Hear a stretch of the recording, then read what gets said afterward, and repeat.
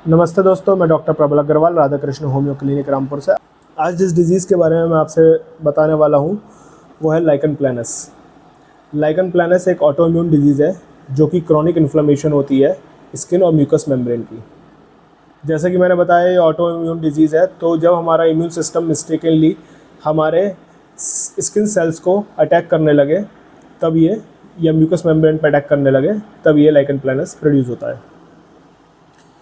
Lichen planus skin और mucus membrane की disease है। तो स्किन में ये हमारा स्कैल्प पे, नेल्स पे पाया जाता है, और म्यूकस मेम्ब्रेन में अगर हम बात करें तो ये आपका ओरल म्यूकोजा, माउथ, टंग या फिर पेनिस की स्किन पे देखने को मिलता है। लाइकन प्लैनस अगर हमारा स्किन पे होता है तो स्किन के ऊपर देखने में ये पर्पलिश कलर का होगा, पॉलीगोनल होगा और इरिटेशन होगी इसके अंदर। जो इसका टॉप होगा वो फ्लैट होगा।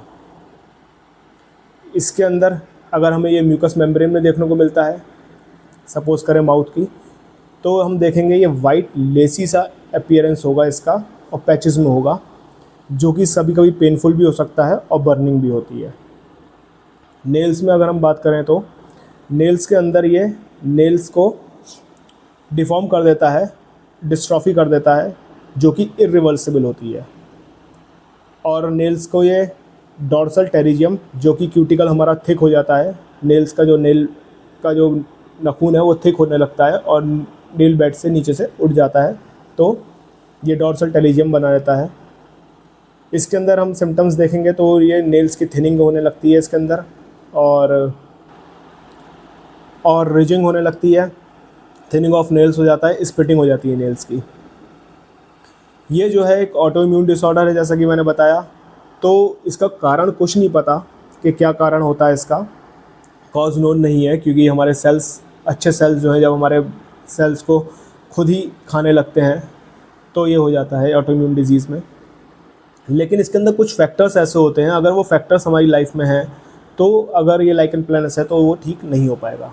जैसे कि स्ट्रेस एक फैक्टर हो गया, मेंटल, इमोशनल, डिप्रेशन अगर किसी को है तो उसमें भी ये देखने को मिलता है। बाकी दूसरा है इंजरी। अगर कोई इंजरी हमारे को परसिस्ट एक ही जगह बार बार हो जा रही है तो उस जगह हम देखेंगे कि वहाँ की खाल जो है थोड़ी मोटी हो जाती है, इरिटेशन होने लगती है, वहाँ पे स्किन में इचिंग होने लगती है, पर्पल कलर का उसके ऊपर ह्यू आ जाता है, तो वहाँ पे ये देखने को मिलता है। स्किन में मोस्टली ये एंटीरियर ऑफ लेग्स में देखने को मिलेगा, आपका रिस्ट पे देखने को मिलेगा, आपको फिंगर्स पे देखने को मिलेगा। स्किन में मोस्टली ये या स्कैल्प पे देखने को मिलेगा, जहाँ पे जनरली स्किन में देखने को मिलता है। तो इससे ये कारण है, और इससे बचने के लिए अगर ये किसी को हो जाता है तो हमें उसके अंदर मैनेजमेंट में विटामिन डी और विटामिन B12 का भी ध्यान रखना चाहिए, क्योंकि विटामिन B12 जो है वो अगर कहीं ओरल म्यूकोजल लाइकन प्लैनस है किसी के टंग में या किसी के चीक में, तो वहाँ बर्निंग सी होती है, तो विटामिन B12 अगर हम देंगे उसको तो उसकी बर्निंग भी ठीक हो जाएगी। विटामिन डी भी इसको हेल्प करता है इसकी हीलिंग में।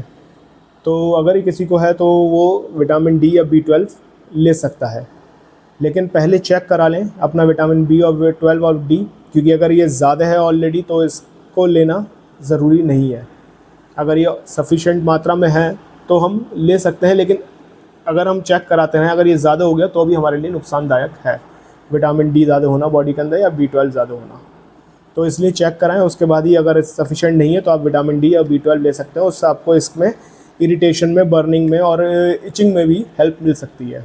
बाकी इसके लिए अगर किसी को है तो स्किन के ऊपर है तो वहाँ पे इचिंग ज़्यादा होती है, तो उसके लिए कोई भी मॉइस्चराइज़र लगा सकता है, वो कॉस्मेटिक मॉइस्चराइज़र, या फिर गोले का तेल, या फिर आप देसी घी भी लगा सकते हैं।